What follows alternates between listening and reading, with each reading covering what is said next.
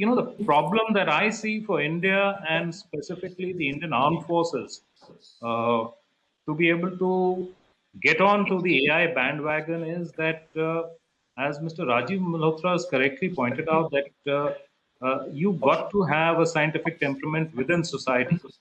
And as he says that he doesn't get to see that as an organized whole of nation effort currently being put in, unlike what is there in China, and possibly because of the United States and a few other countries being the leaders in technology, they already have a head start. We are nowhere there.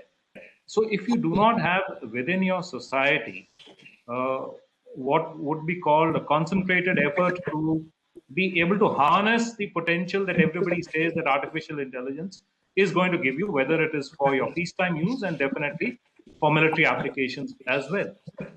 So if it is not there in the environment to the level that we need it, how is it that you're going to be able to narrowly focus it for military purposes? I mean, that's a challenge which I see. Yes. That's why I did write about the fact that you actually need somebody who is able to put it, should I say bluntly, knock heads together, has a fair grasp of bureaucracy, and has a fairly good grasp of what is the direction in which the country needs to head as far as artificial intelligence is concerned. Because it's a race and it's not purely a military race. It's more or less a civilizational race, as I understood what Mr. Malhotra was trying to say. Yes. So if that be the case, then in the military, like you've rightly said, that within the army, it is the ARTRAC which is the leader. Uh, but I think at the level of the nation, you need to get your scientific community in. You need to get your research and development that is under the Ministry of Defense on board. You need to have your own qualitative requirements, if I may call it that, whether it be for drones, whether it be for robotics, whether it be for the use of artificial intelligence to be able to analyze big data. Who's collecting big data on behalf of the Indian military? Who's collecting and analyzing it, or at least storing it in a manner that it can be easily used? Did we, over the last 8 months, have our ability to be able to gather some data from a standoff in eastern Ladakh against the Chinese, against the PLA? Did we, have some kind of software that is available for a very basic rudimentary analysis of how do they do their drills? I mean, I'm going down into the weeds, but the reason why I'm saying all this is that if you don't have somebody at the very top who is laying the broad basic guidelines, putting everybody together onto the platform, and only then can the military take full advantage of where artificial intelligence, where machine learning, where big data analytics, where the power of the computers and everything else that's connected with it is going to be able to get you to where you think you're going to be. Chinese have got a leap, they've got a head start over us. Even in the United States, they have set up a joint agency for artificial intelligence within the Department of Defense only about 4 years ago. And they understand that they need to get much ahead of where the Chinese are going to be by 2025. So I feel that we firstly need to understand where we lack in our ability to put it all together. And I think some of these issues were very well highlighted by Mr. Rajiv Malhotra. And if we are able to do it, only then will we be able to do the technical stuff, which is what you had mentioned about what are the problems that I see. I had focused very narrowly on unmanned ground vehicles, which is probably the most complex of the deployment of, autonomous weapon systems or semi-autonomous weapon systems, which have to operate in a complex environment. It's not as easy as driverless cars or some of the other stuff that Tesla and Google and everybody else is trying out. It's a tough challenge. So, in lethal autonomous weapon systems or autonomous weapon systems with human intervention in them, where do we stand with that? So, my paper was more narrowly focused on that. But I still think that as far as understanding artificial intelligence within the nation, uh, getting everybody together and then being able to specifically draw out those issues which we think will be beneficial for the military, whether it is in better decision making, whether it is in analyzing data and being able to sift through the raw, information that we're getting and be able to make some sense and some good intelligence out of it. I think those are the things that we will have to focus on. And the Army Design Bureau, ARTRAC, some of the other institutions that we have, even within the, should I say, the narrow technical focus that is there in our training institutions. Those are some of the things that we could actually look at. That's what I thought I would be able to put across to you. Thank you, sir. I just, want to just add something to this. The point is this, that the lag is a fact now. The lag is a fact for whatever reason. And my experience has been in this domain and associated domains of disruptive technology the last 2 to 3, 4 years is this, that the grand push notwithstanding, howsoever inadequate, but the Niti Aayog has laid out a report. The MOD is doing something headed by the Defense Secretary. I said the CDS, the chiefs are at it every day. But when you start, the point is that start, however grand the vision, the start has to be small.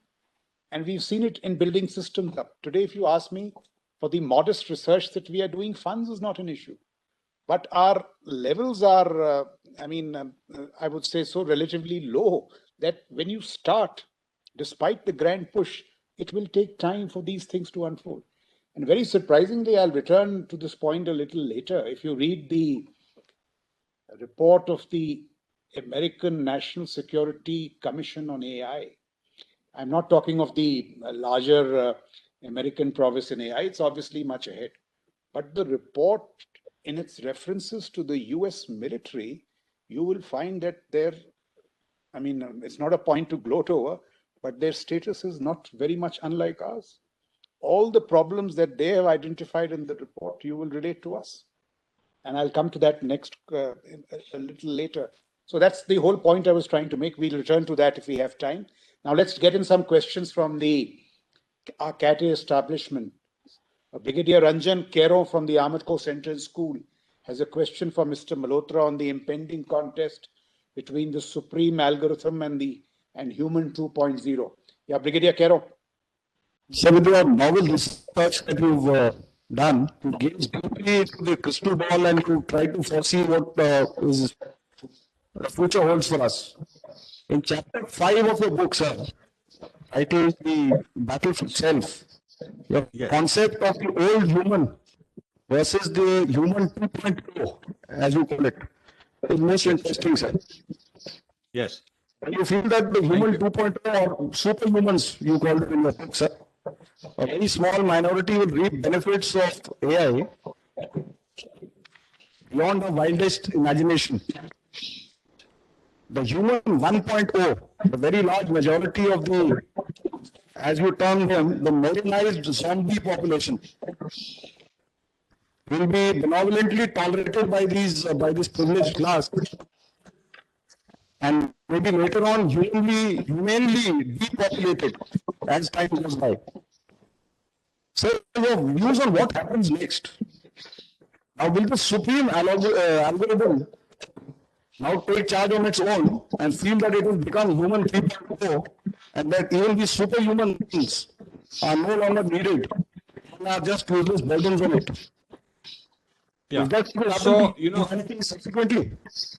Yeah. And Okay, that's a very sir, of this potential human extinction event. Your views, sir. Thank you. Yeah. No, this is a very good question. He's picked up a very important point in chapter 5, where I'm saying that more and more augmentation of brain and mind and body is lead with AI in it.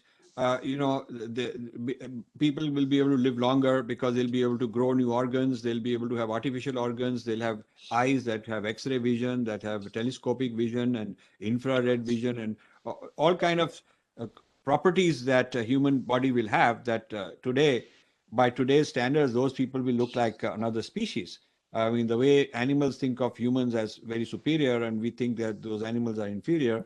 There may be a class of people who have to be very rich because these things will cost a lot of money and it require a lot of technology and power. So I call these humans 2.0 or superhumans.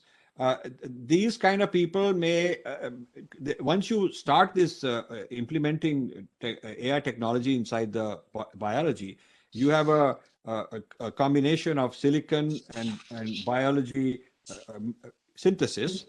And so the algorithms in the biology are running our organs right now, and the algorithms in the silicon, which humans are making AI are running. And so these are working together. This will keep on evolving. And there is no way to know where it will end. We can't tell. All I can tell you is that we are at the dawn of this age where these, what I call superhumans, are going to start emerging. You will see by the end of this decade, technologies available which will be for somebody very rich who want it, can graft this and graft that, not just augmented realities, but inside the body. That will make the person superior to other people. And so where this will end, we don't know. But the gentleman asked a very important thing: will it take the such bionic humans, hybrid humans, to such a level that basically this intelligence will be running the human rather than the human running the intelligence. This intelligence may use the human as a biological body to live in, and that is entirely possible. That takes us into the realm which is further than the 10-year. I put out a 10-year vision of what is there from now to 2030, and then I put a few seeds on what may happen beyond, which I did not get into much detail. All right, the next question is from Lieutenant Colonel Goel. He's from WARDEC, and his question relates to the possibility of modeling the behavior of trained combatants into computer entities that could be ingested into a synthetic environment. And he's from WARDEC. His question is in the context of wargaming. Colonel Goel, could you come up and paraphrase your question? Yes, sir. Jain sir, I am Lieutenant Colonel Avek Goyal from Wargaming Development Center, WARDEC. Sir, my question pertains to behavior generation of combat entities in constructive simulation domain, sir. So as we know, there are three inherent requirements of constructive simulation. First is a human in the loop.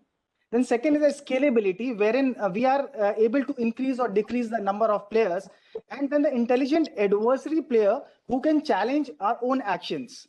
However, due to organizational constraints, meeting all these requirements sometimes becomes challenging.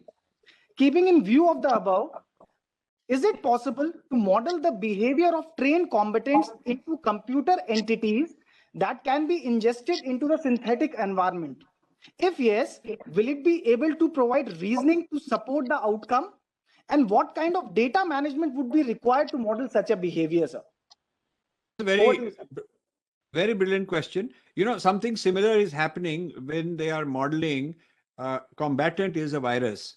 So virus is learning from the human being because there are billions of copies of this virus all over.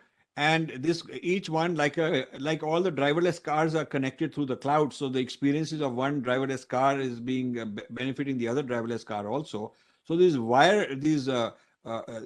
if you think of the viruses as a swarm, as a collective intelligence, if you will, each of them trying a different experiment, one guy trying it on this patient, one guy trying it on that patient, and the human beings are of different levels of immunity and different races, different genders, age. So the collective experience that this virus is having through all these experiments, it is doing from its point of view, the human being is big data. The human being is like, for the virus, it is like this big data. It's trying all its experiments. So it's learning. So now the pharmaceutical industry is doing the opposite, thinking of this guy as a combatant. How do we learn from him? How do we try things on this virus and see what works and how it reacts? This is a very simple, this is a very similar thing to the war games where you have adversaries, each learning from the other.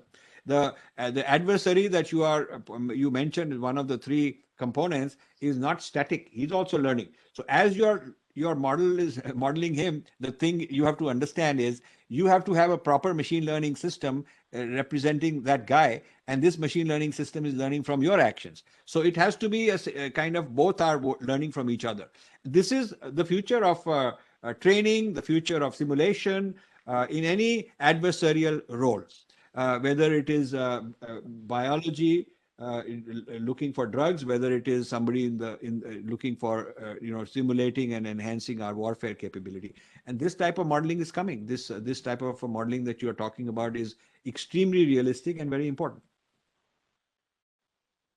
All right, let me now steer the conversation to a subject which is our direct business and the reason why we exist: national security and defense, AI in national security and defense.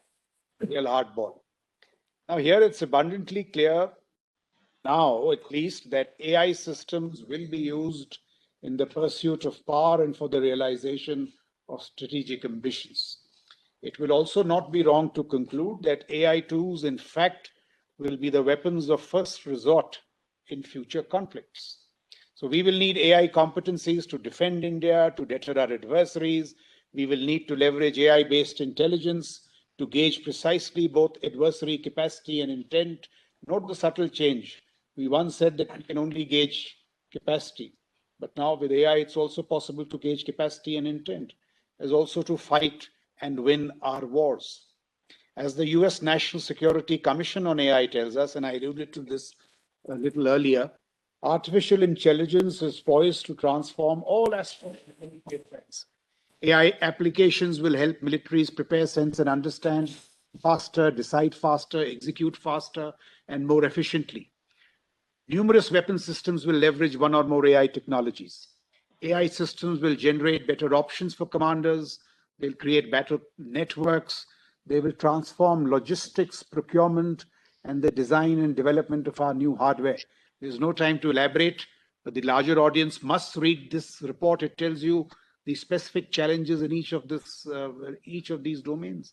Our LTIPP will have to move from a platform-centric approach to a technology acquisition approach. It needs a huge change. And the fact that the USA is grappling with these challenges can be some consolation. As I said, nothing to gloat over, but some consolation. Adopting AI will demand also the development and design of new tactics and operational concepts. So AI will pitch algorithm against algorithm, and the source of battlefield advantage may shift, or will shift, in fact, from traditional factors like force size, lethality, platform capacities, to facets like superior data collection, assimilation, connectivity, computing power, algorithms, and system security.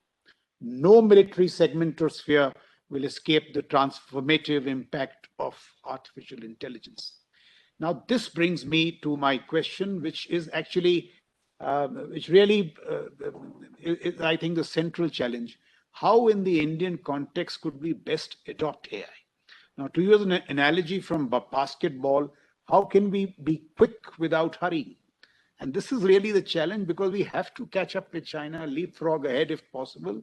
But like all other applications of AI, military and intelligence functions in AI and other such areas require some deliberation and time before they are developed, technology is discovered, fielded, and rolled out.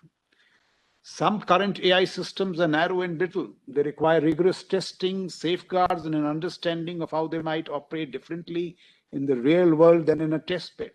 These are real problems with which we grapple on a day-to-day basis. And despite all our efforts, we still operate at human and not machine speed. So how do we change gear?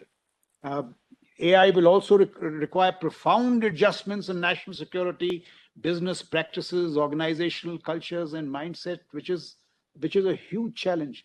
So any ideas, thoughts, Mr. Malhotra, how we could bring about the necessary change, give the desired impetus to the development of an AI culture, work ethic, and the embrace of AI-friendly operation philosophies in the military? I mean, the larger push, all those points that you make is well understood. But is there a more focused approach for the Indian military that you'd like to suggest? Yeah, I think I'm not aware of the internal mechanisms, but I would like that there should be an AI commission or something which is very specifically AI, similar to the Space Commission, similar to the Atomic Energy Commission, because the push from Niti Aayog, they're sort of part-time into AI, but they're not really experts, they're economists and other things, which is great. You cannot just shove it as one little, sub point in a bigger strategy going on. AI deserves its own space and deserves the best brains available. And military, I think military people should be definitely at the top, because they are very pragmatic, realistic kind of people. So once you have that, you need to look at what are the technologies, because things like, for instance, material science, advanced materials. We are in a race with China. India should think of it like the US has realized. This 854-page report that you are referring to, Eric Schmidt from Google quit his job many years ago to create this commission because he's so concerned. And this is the third president, they have all embraced it and keep adding more funding to it. That report is an amazing report. Everybody should read it in India. You need somebody, this is not the kind of report a Niti Aayog could produce. You need somebody really into this field in a big way. And if you look at the range of investments needed, India has to then decide, here is where we'll excel, here is where we'll license, and here is where we'll just have to improvise somehow or other. But the race is on material sciences. The race, it's not just software, computer science, AI software. There's a lot of hardware. Semiconductor and quantum computing are so important. Now, I have a couple of friends who've just been hired by TIFR, and they're starting this quantum computing. I'm very happy to do that, that they're doing it. But they also tell me that they're way behind. They're just very small scale, few people here and there. The gravitas of AI has not been operationalized. There's a lot of meetings and conference and all that, but there is no critical mass of people in one place that are sort of doing this 24/7. That is the first thing that India has to do, is to elevate the AI threat and opportunity to the level of ISRO. They have to put money into it. They have to create something, preferably away from Delhi, some kind of not controlled by the bureaucrats, something that can thrive on its own. That would be the first recommendation I would make. And China has that, USA has that, Britain has that, India should have it. Okay, we'll now turn to General TSA Narayanan, Commandant MCME, who has a question on data leveraging for revenue generation. General Narayanan, your question. Sir, you have addressed the very pertinent point of data capitalism and data colonization. Considering India's population, demography, and number of IT users, the data that can be provided for furthering AI surpasses any other country, maybe other than China. You have, sir, considered provision of this data as a data slavery or a data slavery, and it's sort of a disadvantage. However, can it not be converted into our favor, wherein this data is taxed by the government of India? Technology will have to be dovetailed to measure the data pilferage. This will ensure not only regulation of indiscriminate pilferage of data, but also earn substantially revenue for the country. I request your view on this, sir. Yeah. So I'll paraphrase the question and then answer it. So this idea that right now data is sort of open, everybody, they do whatever they want. Your data, your feed, every time you click on the internet, it enters the algorithm of Facebook and Google and all these people as to what you like, what you dislike. These options were available to you on the screen. You picked this option, you did not pick that option. What does it tell about you? So they're constantly becoming smarter, not only about Indians collectively, but about a community, about a caste, about a region, about whatever, and the individual. So one of the big threats is that Indians are using Gmail, Indians are using social media, and Indian government people, military people. I am sure the profiles, the algorithmic profiles of all the important people in India are sitting there. I'm absolutely sure the Chinese have it, the Americans have it, and this is what they sell to their corporate clients to make you buy something. If somebody wants to sell you shoes or holidays or whatever, they make all their $1 trillion, whatever. These companies are very rich. They make it because they have proven, empirically they can prove that they know the way your mind is working and how to change your mind and how to make you buy this or buy that. So the same data can also be used to convert your religion, to make you fight against the country, to make you a rebellious person, to go for a riot or whatever, because this is psychops. So think of AI as the future of psychops. The psychological warfare is here. That is all going on. But we are not controlling this data. That's what the gentleman's question is, a very important question. So how do we take this as our asset and tell anybody who want to use this data, there is a meter, like you have an electric meter and all that, you have a data meter. Suppose we develop the idea of a data meter, so that the person who's using your data, firstly, he needs your permission, what he can do with it, and secondly, there's a metered use. And if he's using a lot of your data, he owes you some money. If you consider data as intellectual property, then people who are using your data have to pay a license fee. But we don't classify data as intellectual property. And one thing this reminds me of is, in India, even software cannot be patented. This is a very surprising thing. Software cannot be patented in India. In other countries, it can be patented. How are we going to create a intellectual property based on all this stuff if we are not even encouraging our people to file for patents? India should amend this patent law And there is a statement in my book. Somebody verified it for me that I'm quoting correctly. I've written in my book the exact reference to the Indian code, Indian legal code of patents, and it says software is not patentable. Now, this is very strange. We should not only make software patentable, but also data patentable. And then, as the question said, we will probably be able to make revenue out of it and also control how this data of India is used. Okay, the Commandant of the MCT, General Nair, he has a question on the challenges of developing or enabling AI ecosystems in our designated defense corridors, specifically. General Nair. Good evening, sir. It's been a very, very enlightening conversation so far, sir. I would like to just comment on an issue of data, sir.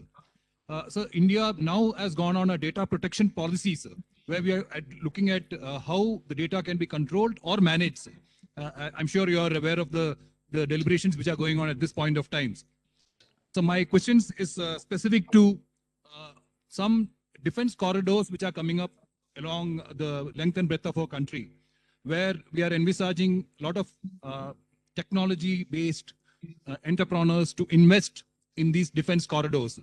But considering the Indian ecosystem which you had highlighted on unskilled labor, the lack of R&D, etc., sir, do you feel that these will be successful? And if not so, sir, how do you envisage we make a success story out of this envisaged defense corridors? You know, the thing is, you should take a look at the US has a very good model. If you look at DARPA, the Defense Advanced Research Project Agency, they do so much work with the private sector. They're not doing most of the research they outsource here, there, but they're very sharp. They know exactly the whole map, what they want done, and they get it done from various places. And they look at the defense industry, the private defense industry is very, very massive, and they're technologically way ahead. In the case of Boeing, for example, their defense industry is technologically ahead of their commercial plane industry. So India needs to create that. DRDO is great, but I think you need to also bring in a lot of the private sector and give them some incentive. I'm not very familiar with the details of these defense corridors, but I'm very glad to hear that this is happening. And I don't have enough information to give you a detailed comment. If someone would send me such a report or a plan, I'll be very happy to give you my views on it. Even private sector participation, Mr. Malhotra, is, I would say, increasing substantively. Very good. Our outreach to them and all is greater than any time in the past. So that should be some good news for you. Any of our commandants who wishes to raise any issue or say anything, please do come up. And even as you make up your mind, General Dhanoa, any view, suggestion, intervention, any question for Mr. Malhotra? Well, not so much for him, sir, but could I ask you a question that since you're heading ARTRAC, are you looking at, let's say, a conceptual paper on the future needs of artificial intelligence for the Indian Army or something to that effect? Because until and unless you don't really put out what is it that you expect out of the technology, you can start projects everywhere, but then you'll be all patching it up. So that's what I had actually felt that when I wrote down that paper, that we need to tell ourselves that in 2030, what is it that we expect AI to be able to do for us? Even if it is a wild guess and 80% of it is wrong, but at least we'll get 20% right. That's just a thought I had. I thought I'd put it across to you. Absolutely. You see, we've not done something as grand as Eric Smith's report on national AI and national security. Nothing as grand as that. But we've taken some very specific steps. Last year, a whole study on disruptive technologies, AI. Actually, it was a study on AI because it was the umbrella term which looked at all this. It was presented to the chief. It was presented to the Raksha Mantri.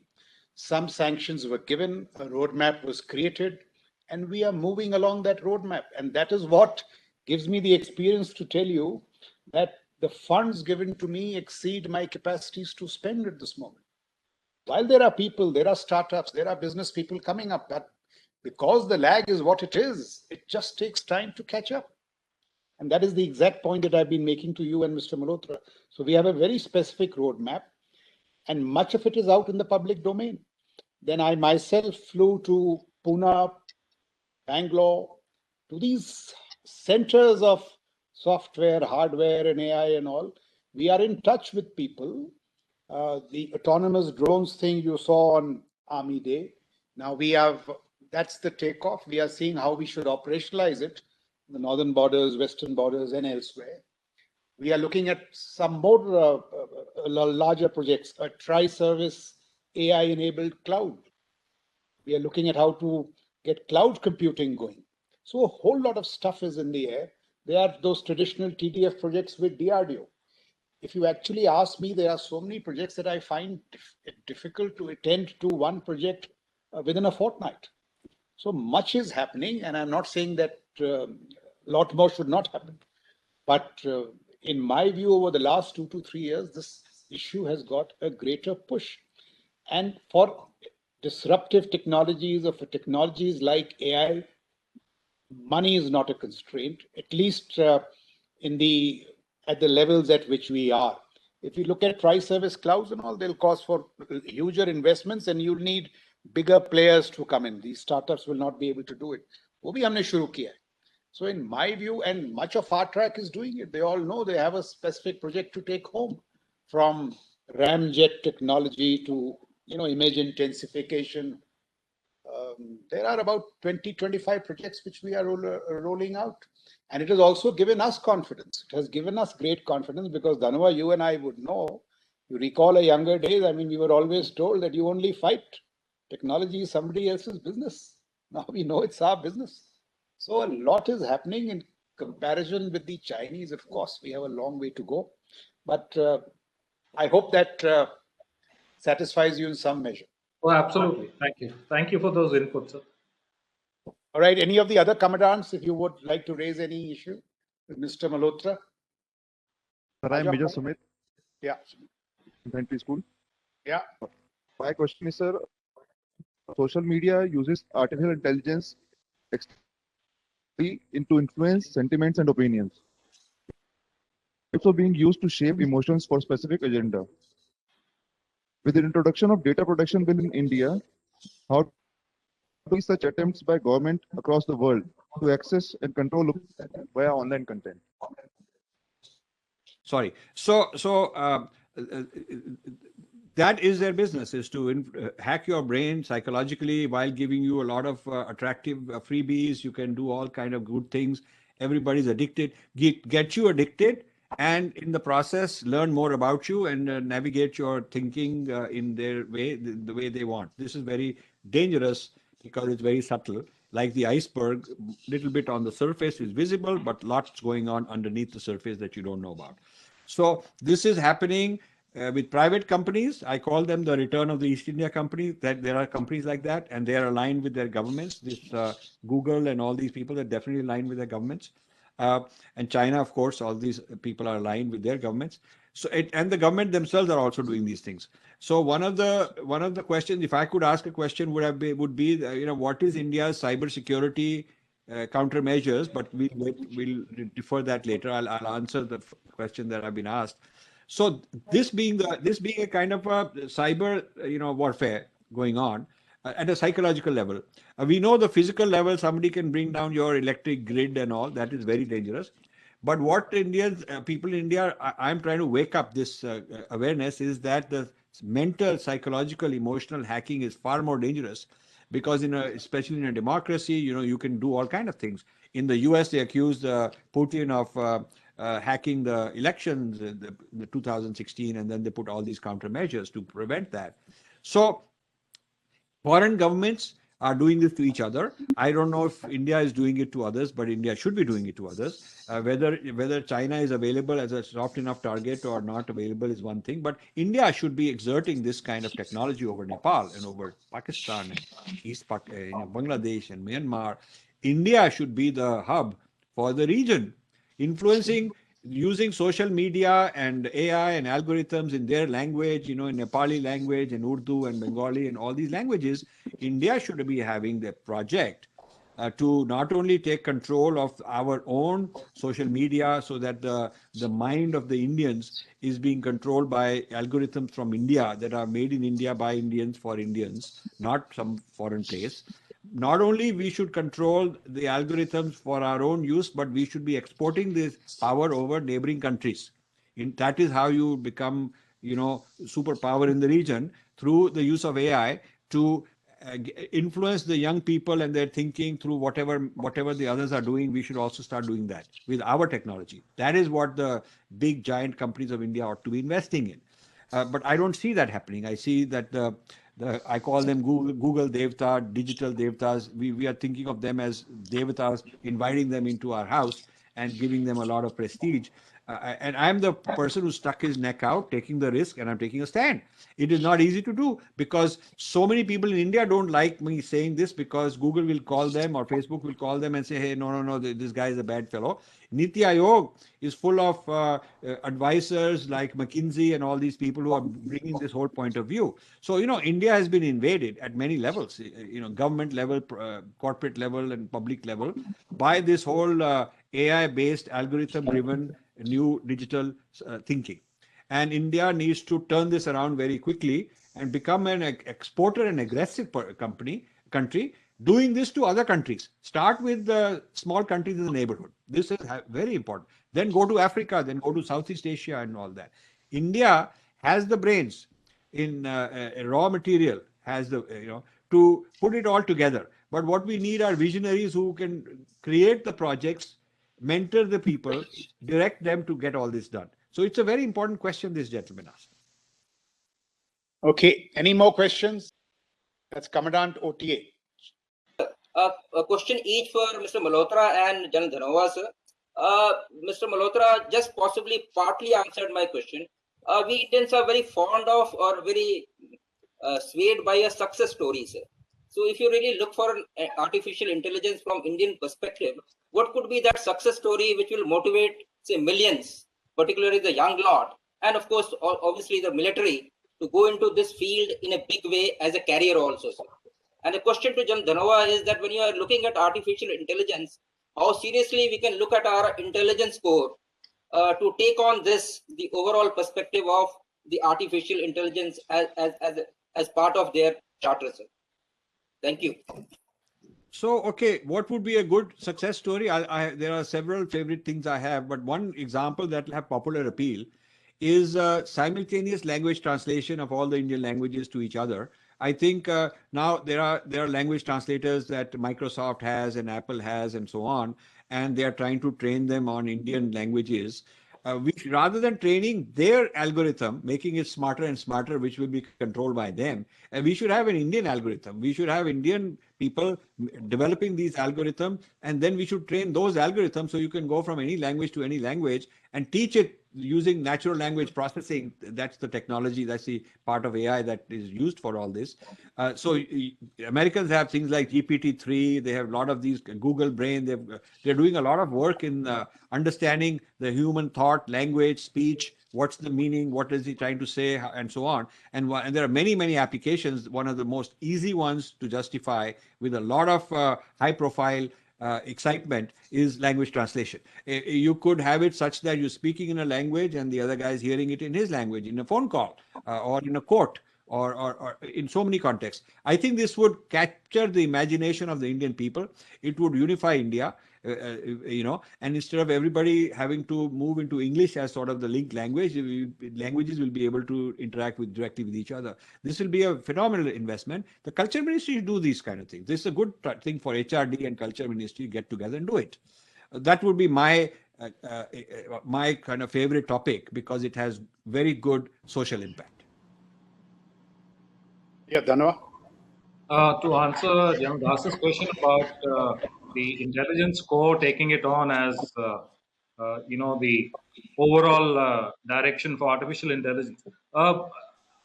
See, the int core is it's a general staff branch to should I say to harness and to leverage and exploit artificial intelligence. So it's not the only person or should I say the only branch of the military which needs artificial intelligence. There are so many other places also where you need to apply it. So they're just one of the users. So they need to develop ways and means of how to enhance the quality of intelligence that you get from data sets that you would be collecting on the future battlefield. So that's one requirement that the would definitely need to look at. But are they the only users or the exploiters of artificial intelligence? No, they are not.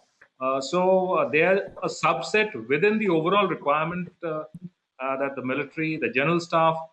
So at the end of it, you are all there to ensure national security and to make sure that if you are called upon to go to battle, you must have the best wherewithal. So it's not purely the int core, it's everybody else. So we all need to put our heads together to say that, okay, if this is what currently the narrow focus or the narrow artificial intelligence gives us, when we have broad-based AI, which is the future, when there'll be computers will be able to think and do cognitive functions as humans can, what is it that we need to be able to get out of artificial intelligence?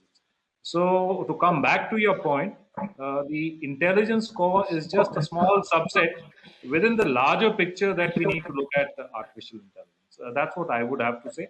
I may be corrected by others who, have a better understanding of AI, but that's how I look at it. Maybe I'll request General Shukla to also chip in on this. Yeah, before me, General Bansiwal. Anything on AI in the intelligence domain? If General Bansiwal is here, coming down to the in school.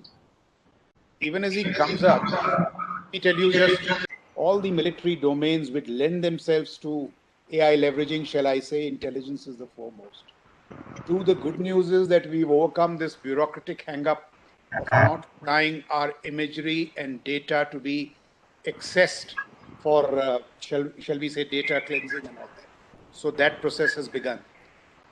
3 is what it will enable you to do in the strategic intelligence domain is, and that's the point that I referred to briefly, that it will not only allow you to precisely decipher adversary capacity, but also intent. So a body of troops which say comes, shakes out, comes to a training area, comes to a training area again, can you from 7, 8 of these maneuvers predict with some precision whether it will now come forward or go back in the future with this imagery being made available? That is very much a possibility. So, and such like things have been outlined in great detail in that schematic report on intelligence. So do read it. And I also know from reading it that many of these things are happening in our own intelligence domain. So these are the 2-3 things I wanted to add, what I know of what's happening with regard to AI in the intelligence domain.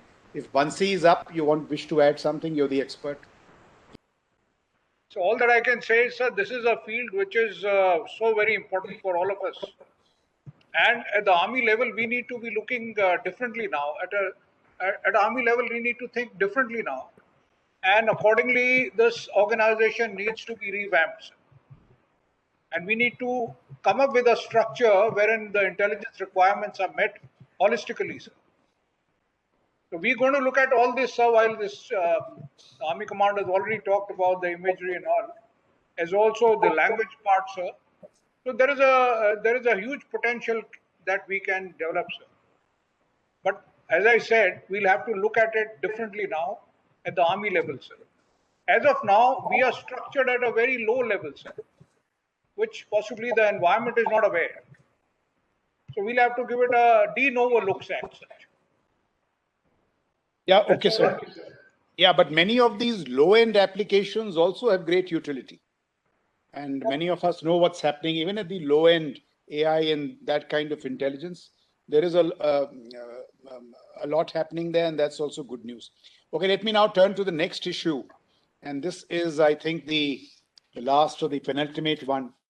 And the question to you, Mr. Malhotra, is this, that you in your book, while discussing the follies of the Indian Rashtra, you point to the proclivity of India being far too reliant on soft power, even though soft power is always contingent on hard power, as you.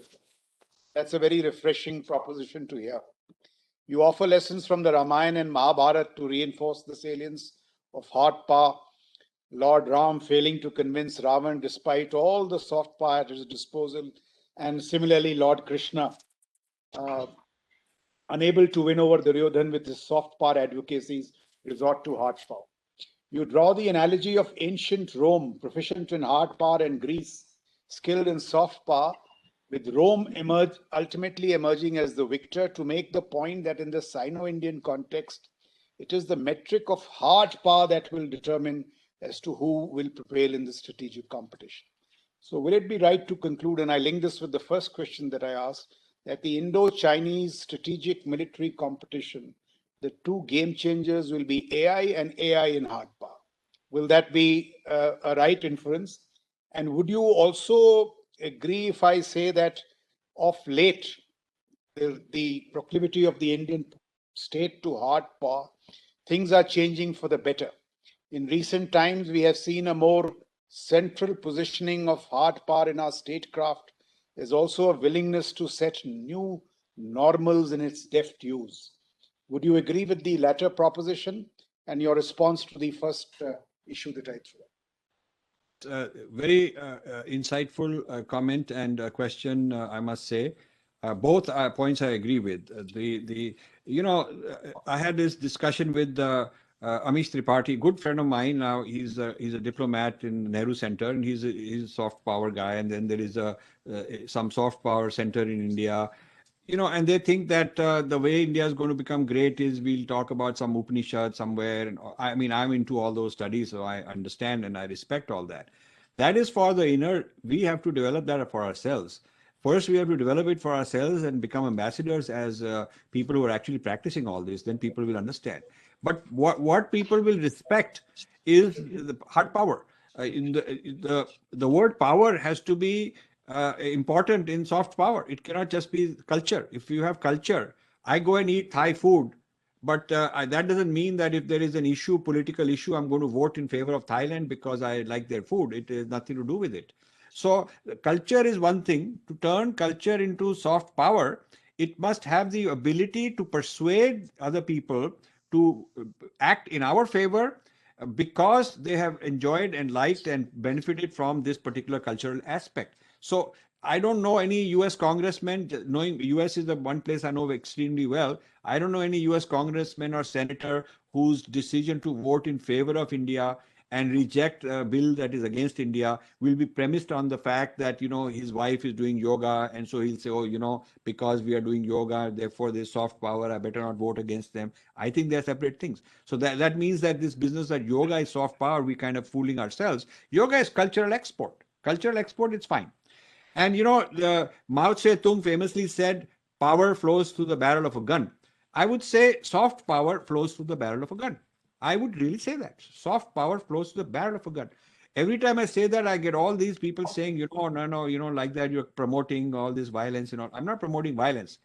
In fact, if you have good hard power, you can prevent violence because people will be afraid of you. You need to go from strength. So I believe in Kshatriyata. I believe in hard power.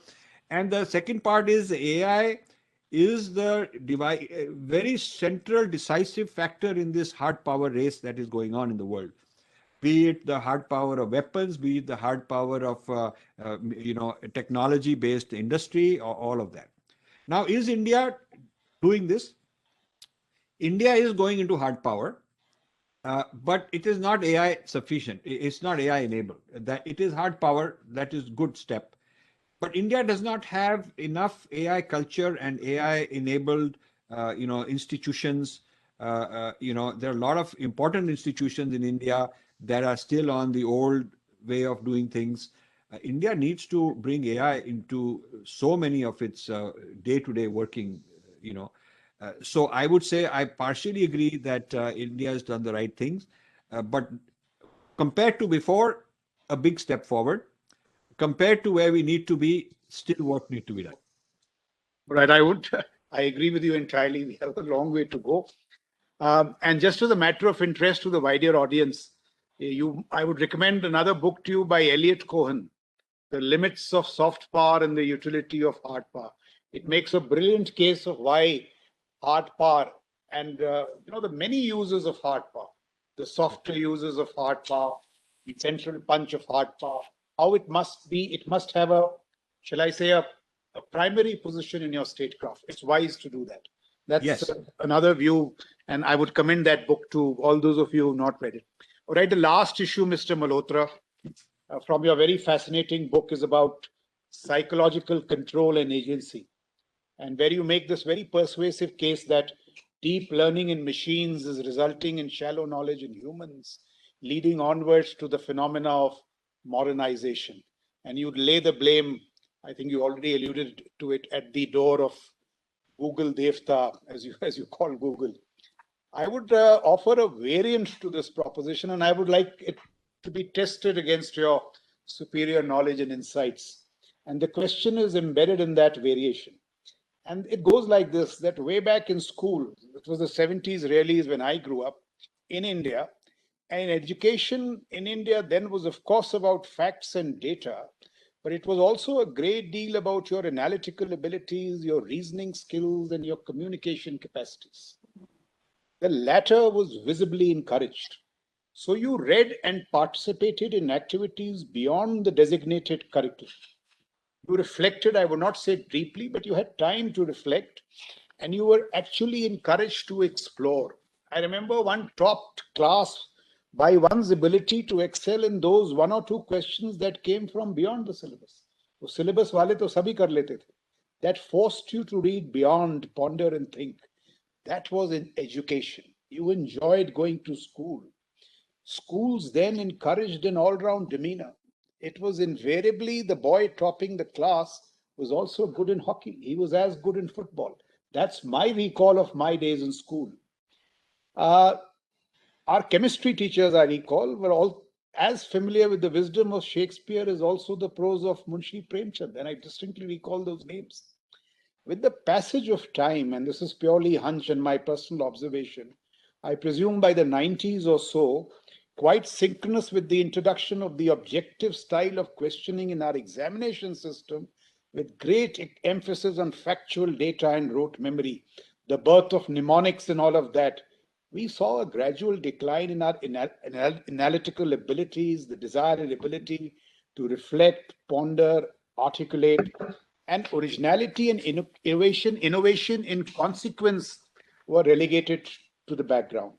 So I would like to make the point that Google Devta is actually, or should be, a more welcome entity because it gives you basic facts and data, leaving you free to reflect, analyze, ideate, and think. That's how I use Google, and I think it's a very useful tool because I don't commit many of those issues to memory, but I use this to make deeper points, and I'm sure many of us do this. So, and this is my proposition, it may be wrong, but the problem is not so much in the machines or tools, but what our education system has done. That seems to be the larger malaise, and therefore how these tools are being used. How would you respond, sir, to this thought? And very good point. Like just all your other questions. one follow-up, sir. What should we do specifically to our pedagogy in our military education training establishments so that we continue to reflect, analyze, explore, and innovate? Because that is central to our, embrace and proficiencies in technologies. So that's the question we'd like to hear your answer. Great. So the role of online data sources, whether it is Wikipedia, whether it is Siri or Alexa or Google search, there are two kinds of information. One is objective hard facts, and there you can't be wrong. You just look it up. If you want to look up, what is the population of this city, or what was the share price of some company yesterday, or what was the cricket match, it's not subjective. It's not a matter of opinion. It's not a question of interpretation. It's a question of hard facts, and these sources are wonderful, and they relieve the human mind of the burden of memorizing trivia because you can always look it up. My concern is that a lot of information is subjective. So I'll give you a concrete example. Take the word swastika. The word swastika in our culture is a very auspicious sign. It is not about Nazis. It's not about fascism. It's not about some, bad things, horrible things that Hitler did and all that. We have in all the four dharma traditions, the Hindu, Buddhist, Jain, and Sikh, the swastika is there. and it is about wishing you well for your journey, for your beginnings and so on. So the role of swastik in European history, Western history is very different. So if you train machine language, which is what they are doing, you train machine language using the texts of Western written texts, legal texts on swastika, historical texts on swastika, philosophical texts, all kinds of stuff. You get your machine algorithm trained that this swastika, the person who uses it, is a very nefarious fellow. So now there is a subjectivity because swastika is a contested item. Now, when I was in around 1970, when I was in California as a software guy, I remember in the parking lot, one other Indian, he went and bought a new car. He took it to the local temple, and the priest blessed this car, put the swastika on the front of the car, in the windshield and all that. He blessed it like people do, they bless something with swastika. It created a huge scandal. When he parked his car in the parking lot, I came back from lunch and I saw a big crowd of our employees standing around the car, and they were talking like, we've hired a Nazi, we hired a fascist, what is this guy? We thought he's a nice guy. One of our fellow employees, he's got swastika. So I had to educate them on what is swastika for our culture. And I must say they were very broad-minded, and I did a slideshow on, I had these Kodak 35 millimeter slides those days. So I used to talk a lot about our culture. I educated them that the swastika is very different. So this is an example of how words are interpreted. Caste is interpreted in the Western idiom and in all these algorithms in a way which is very different from what our Shastra and our texts say about caste. And the idea of Aryan invasion theory, if you look up, these algorithms are trained, this Aryan invasion theory, Aryans came and they subdued the Dravidians and whatnot. So the contested topics are so many. Especially when you're colonized and the English language writings about your culture have been written by Western Indologists, people I'm always fighting with. And a lot of Indians have taken over that knowledge now, and they are teaching all this stuff. So this kind of, if you are convinced that there was injustice done in the ideology of the colonizers, and if you're convinced that after independence, a whole lot of Indian people actually adopted that old mindset, which is anti-India. I call it breaking India forces. If you're convinced of that, then my point is that artificial intelligence is going to empower those with the machine power. The reason it's going to empower those is the way the AI is being trained. It's not our people. It is not Shankaracharya of Shringeri who's controlling the training of AI with his Shastra and his lectures. It is not some India-friendly people who are in charge of training the Google. Google is training its people. I mean, its machines based on the text. It decides on the correct text. So they'll go to the standard mainstream ideas of India, which are full of prejudice and full of stereotypes. And that's how these machines are being trained. So my concern is that as the war for ideas and the battle for discourse becomes more automated with more and more AI, we're going to lose because we are not the ones controlling the training of algorithms based on our ideology. That's where I come from, saying that these devatas are dangerous because we are relinquishing. It's like, China is training its algorithms for a Chinese point of view. And so far they're trying to subjugate the Muslim population in their own country and using it as a training ground. But they are going to unleash this in Hong Kong. They're going to then start unleashing it in foreign countries where they have influence. Don't be surprised if in the border areas of India, where the Chinese are trying to get in, that they'll have all these kind of cyber warfare, psychological warfare also as part of their arsenal to try and see if they can create unrest among those people. So I see the loss of authority from our adhikaris, our experts, to foreign people who made these algorithms as a national security issue. I see that as a problem. I think as a matter of principle, we should have had our own search engines. We should have had our own Wikipedia. We must have technology. I'm not against technology. I'm a technocrat. But we should control the spin that technology is given. And all these, there is no such thing as absolute truth, objective truth when it comes to ideas and philosophies and points of view. Even India's border, which algorithm is it going to be? Our view of where is the border with China or with Pakistan? Is it going to be somebody else's? You know, this goes on all the time, that people are India has to protest that this map is wrong and that map is wrong. The point is, once it is AI, once it is all deeply embedded in algorithms, this problem of contesting the truth is going to become even worse. Well, thank you so much. That's why I think a very good and a subtle point that you make. Just one question I have. Why is it that even our best names in business, somebody like TCS or say Reliance, the ones with deep pockets, why is their R&D spend so low? I mean, I'm sure they are wise men. They see the futures.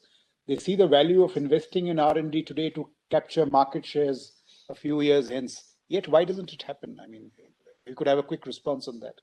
Yeah, you know, not only is, first of all, the percent of GDP India spends on R&D is tiny. It's less than 1%, and it's gone down compared to China, USA, and so on. And then you consider the fact that our GDP is smaller than them. So the compounding effect, we have very light R&D going on. And the people who ought to be doing it is exactly the kind of people you mentioned. The top 10 major companies, business houses with all this money, it's a disgrace. They are not done it. I don't know what to say, but I feel that it is this short-term thinking.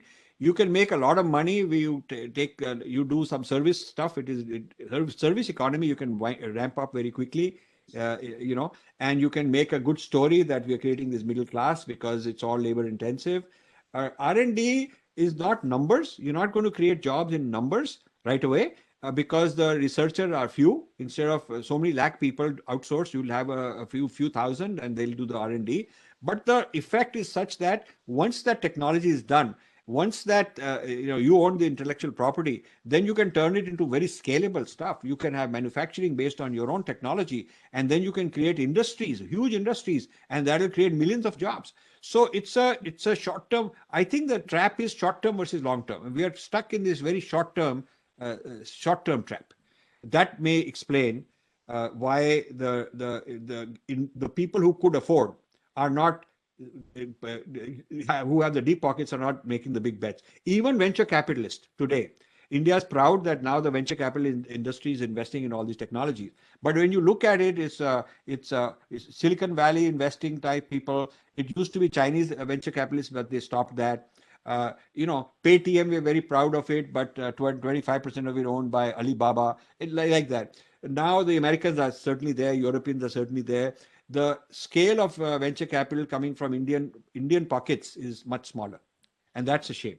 Indian would rather buy some real estate, buy some jewelry, buy something else. I don't know why the Indian with money doesn't have confidence in Indian brains, and invest their money in this technology. That is what bothers me, and I'm glad you asked this question.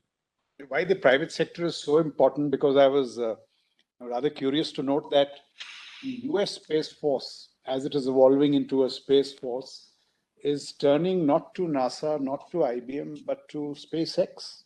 Yes. So Musk is willing to take those risks, yes. And the US Space Force is engaging with him. And I think this kind of connect, we are a long way off. Yes. Yes. In this regard, I would say General Eisenhower talked about the military-industrial complex, which is the backbone of America. I've added the word academics, and I've said that now it is the military-industrial academic complex in America. When I came to the US at the age 20, as a technical person wanting to do my PhD in physics, I switched to computer science and AI. My professors had all these Pentagon contracts, and I, as a student, I also got in because they said we need a student also. So even though a foreign student, I got security clearance to go to Pentagon and work with these people. And I was very impressed that the military taking brains of the young, smart brains from major universities, through the professors, finding these people and getting them involved in real practical applications, giving a lot of grants to private industry. So the military industrial academic complex is a very powerful triangle. In the US, that is the backbone of innovation in America, whereas in India, these are separate silos. In China also, there is a military industrial academic complex. You go to most of the academic people are connected with the industry and they're connected with the military. The military's got their hands in all this stuff. The People's Liberation Army is there in all these, influencing all these people. So both these countries, both these superpowers have this triangular relationship that India needs to develop. I think that's another pertinent point because these false binaries in India of military versus civil, they have only accentuated these silos. Though of course that's changing now. And I recall this east-west railroad system which was set up in the US. It was of course used to move the missiles around, but as a consequence, even commerce flew and business and trade blossomed. So we've begun to make some changes now, baby steps. Our 3 technical institutions here, we started a makers lab where we are getting interns from private universities. We are reaching out. So that is beginning, but I would say the baby steps is just begun. We still have some time and I've run out of questions and ideas. So if there are any questions from anybody, Mr. Malhotra is here. You won't get this opportunity again, so please shoot. Sir, Captain Bopanna here, sir, from OTA. Yeah, Bopanna. Sir, you have mentioned in your book that COVID-19 as a pandemic will have a worst impact on Indian economy and AI will have a pervasive influence on Indian economy. Sir, yes, we did take a tumble, but however, the latest reports from the IMF suggest that India is touted to grow at about 12% in the year 2021. So do you agree that the foundations of the Indian economy are quite strong to not only cope up with the pandemic, but also to fight against the AI disruptions in the economy, sir? Thank you, sir. So that's a good point. India, hopefully, and I'm very glad to read this, that the Indian economy will bounce back post-COVID. The same may not be true for AI because, the thing is this, if you have too little AI, you will lag behind China in all these things that we've been talking about in terms of quality and, the technology and all that. At the same time, if you have too much AI, the wrong kind of AI, then you'll create unemployment. So that is the issue. So AI, the adoption of AI by industry is not necessarily optimizing nation building. It's optimizing earnings profits of the companies. They're cherry picking what they need to do. And they're funneled by the fuel that of ideas is coming from the McKinsey's and PricewaterhouseCoopers and Ernst & Young and World Economic Forum. These are very big multinational corporate people. They're looking at the economy top down. So when they do reports on what India should do in AI, and Niti Aayog adopts those reports also, they go to the MNCs and they talk to the HR department, and those guys say that, yeah, we are doing all this good stuff and it will not create any labor problems. But they haven't gone to the migrant workers and figured out what is going to be the impact there. They haven't gone to the villages in the panchayats, which is where India lives. They haven't gone to the various industries. So to understand AI's impact on India, there has to be a bottom-up approach to see what about the bottom 500 million, 600 million people, what's the impact on them when AI comes. The top guys will become richer. The rich will become richer. It'll be great for the economy in Bangalore and Mumbai and so on. What happens to the hinterlands of India where the majority live? That's my concern, because we don't have NGOs with enough AI savvy to represent them. Political people are not sophisticated enough to think that way and represent their constituents. To do justice to AI, there has to be an impact assessment report by state. Every state chief minister should create a little AI body to see, okay, in my state, given whatever is our economy, whatever is the industry, agriculture, what will be the impact, what do we do about it, bring local universities into it, and so on. Every state should do its own AI impact. And similarly, every industry. The automobile industry should do it. This textile, every industry is going to be impacted. India hasn't done that. Defense is one of the few industries, if you will, where there is awareness within the rank and file from the top, and I'm very impressed by that. But I would like to see automobile industry people worrying about it. I would like to see, every industry should be worrying about it and thinking what is the impact. And every state government should be doing it. Labor unions should be looking at it. So to bring AI into society at large, you cannot just take a very top view and say that we will bounce back and everything will be fine. When the industrial revolution came to England, of course it created new opportunities and of course it created a big world economy. But where? In England, they created jobs and a new economy, but India became a colony because of the Industrial Revolution. The Industrial Revolution became the vehicle for creating haves and have-nots, colonizer and colonized. Otherwise, Britain could not have become a great colonizer. East India Company could not have lasted so long had it not been for the industrial might, the Industrial Revolution. So when AI comes, it's going to be like another industrial revolution. It will also create new haves and have-nots. Not only China and USA will become like England and France, competing for colonies all over the world and while fighting each other, which is what was happening. Not only that, but I would say even within countries, even within India, there'll be some pockets here, some pockets there, some will win, some will lose. So I think the AI outcome is more complex than a simple statement that we will do well. All right. So has EME School typed that question? Could you do it? No, I didn't see a type. Oh, okay. Okay, here it is. Here it is. It says, I will read out. AI-based models, AI models based on general adversarial networks have already surpassed Turing tests in various fields. Yes. Social media is bombarded with fake faces and videos. Yes. AI has created paintings for art galleries, while exciting such applications have limited real-world use cases for us. Yes. Similar is the case with most advanced research models like bagging and random forest, etc. Yeah. It is turning out to be a case of development of models first and find use cases later. How can we employ such advanced technology like this generational adversarial networks and random forests for problem statements in Indian Army? Okay, so what you have to do is not start with the technology and then figure out where does this apply. I think you have to look at the other way around and say this is an army issue. This is an area. What do we do about it? Where are the technologies, and get whatever technology would suit. So I think you have to look at the problem to be solved and find the technology rather than start with the technology. This always happens at both ends. There are fundamental research people, and they produce a technology and they're looking around, and so many of these technocrats come to me and want advice where to go. Some people from Silicon Valley, I'm on the phone a lot. So I'm giving them advice, introducing them to some people. They go around and they find out where the applications are. And then you have the other way around. You have people who got a situation and they want to solve that situation, and then they're looking for where are the technologies. Army has to do a bit of both, because Indian Army should invest in fundamental research, because those kind of things are very necessary.